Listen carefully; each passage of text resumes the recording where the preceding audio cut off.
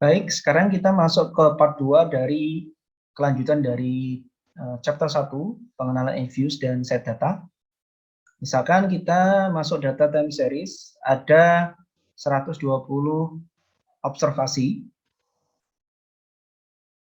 dari tahun 1950 Q1, kuartal berarti, sampai 1982 Q1. Sebagai contoh di sini ada data GDP, pertumbuhan Gross Domestic Product atau GDP, pertumbuhan ekonomi, investasi, consumption, dan pengangguran. Misalkan. Kita buka datanya. Nah, tingkat pengangguran, investasi, GDP, dan consumption. Ini adalah data time series. Kita ingin melihat plot data ini dari gambar. Caranya adalah view graph. Nah, ini banyak pilihan. Kalau kita simpel saja, basic, dasar, kita gunakan line dan simbol. Ada pilihan bar, spike, area, dan sebagainya. Baik, nah ini adalah set data dari keempat data. Pertumbuhan ekonomi, investasi, consumption, dan civilian unemployment. Nah, baik, untuk save data ini, caranya adalah kita tekan freeze, pilih yang atas, off, grab is frozen, does not update, nah, kemudian kita OK.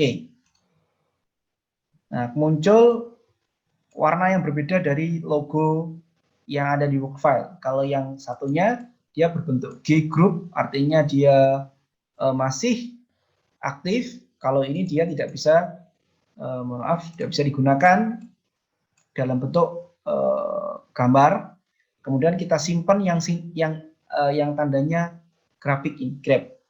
Nah, dengan cara tekan name, grab data, misalkan. Oke, nah kita close.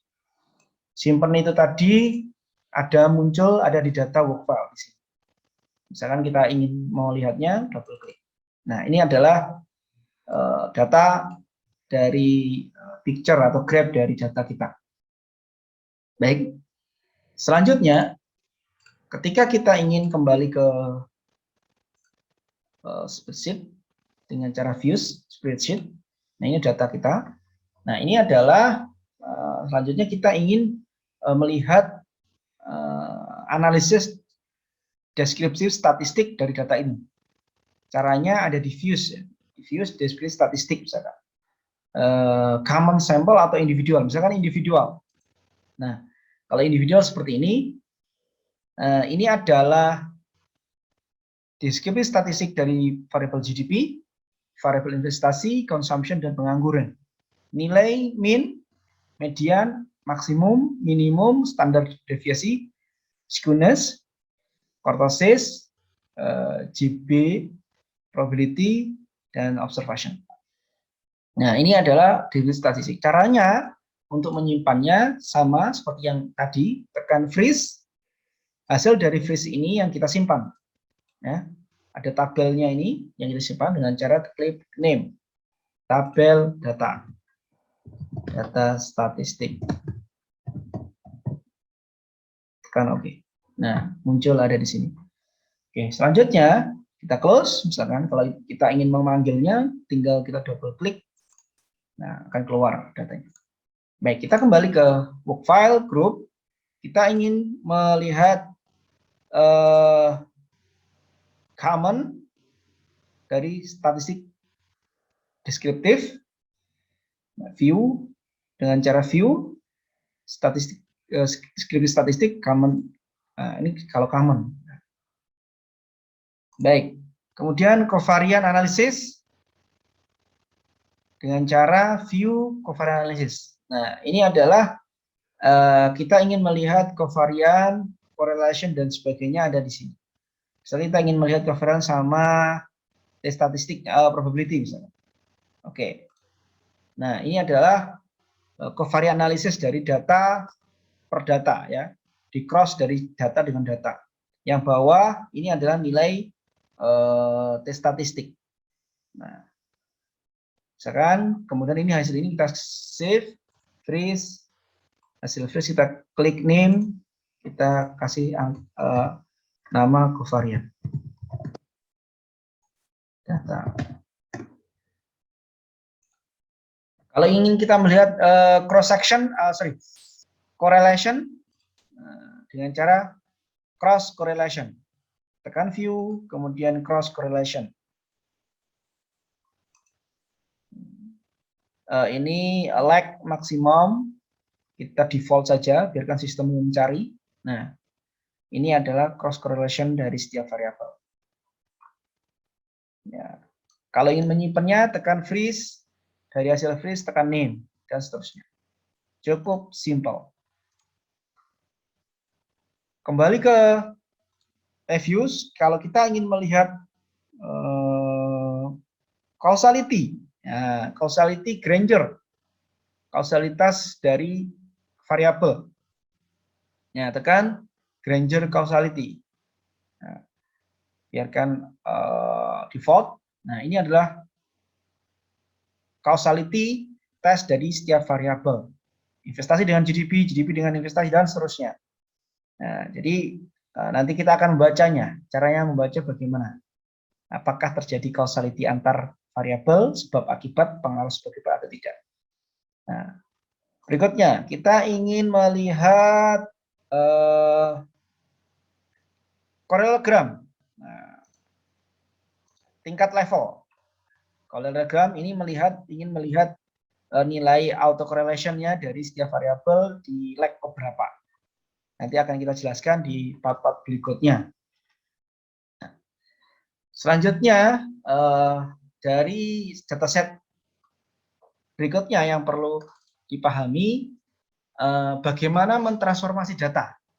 Nah, transformasi data ini mengubah satuan data dari satuan data rupiah, kilometer, atau satuan yang lain ke dalam satuan persentase. Misalkan GDP ini satuannya adalah dolar, billion, ya, billion dolar, karena satunya US dollar. Kita jadikan ini menjadi persentase. Bagaimana caranya melakukan dengan transformasi logaritma natural? Caranya adalah, kita close dulu, kita tekan kita tekan general atau generate series by equation. Nah, kita tulis formula ln variabel, nama variabel GDP, kita klik misalnya, kita double klik, mohon maaf, kita tekan ln, kita klik GDP, kemudian sama dengan log dalam kurung variabel GDP. Nah, ini yang terpenting adalah yang depan itu adalah hasil dari variabel yang akan dilogaritma natural dengan variabel sebelumnya. Jadi perubahannya. Jadi ini adalah rumusnya dari sintaknya, ln GDP sama dengan log GDP. Oke. Nah, ini muncul ln GDP. Kita coba double klik, datanya bagaimana? Nah, datanya berubah menjadi data percentage dibanding data GDP yang sebelumnya. Nah, satuannya berbeda. Kita lihat, nah, satuannya berbeda. Nah, ini cara mentransformasi data. Kalau kita grab, bentuk trennya sama atau tidak. Misalkan, ini GDP yang sudah dilogaritma, ini GDP yang belum dilogaritma. Nah, kalau dilihat dari trennya mirip, ya, tapi ini lebih sederhana, angkanya lebih sederhana karena ditransformasi ke dalam satu percentage. Baik, demikian part untuk part 1.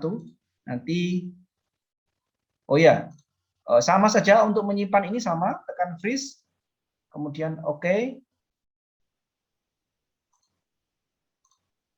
Sebentar. Tekan freeze, OK. Hasil name-nya grab lngdp. Oke. Dia akan keluar di work file.